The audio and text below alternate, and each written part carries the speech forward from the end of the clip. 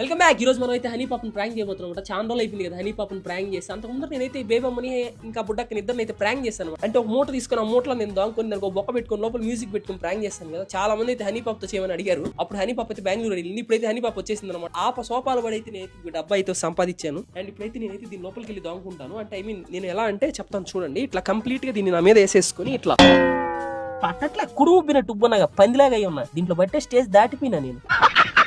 ఆ హోల్ నుంచి నేను హనీ పాపను చూస్తా ఉంటాను. సో హనీ పాప వచ్చినప్పుడు నాకు తెలుస్తుంది. ఇప్పుడు హనీ పాప మేడం గారు లోపల అయితే హోంవర్క్ చేస్తా ఉన్నారు అనమాట. నేనైతే ఆల్మోస్ట్ 1 అవర్ పాటు అదే డబ్బాలో దాంకొనే ఉన్నాను అనమాట. హనీ వచ్చేంత వరకు కెమెరా రికార్డింగ్ లోనే పెట్టుకొని వచ్చేసాడు రాడు.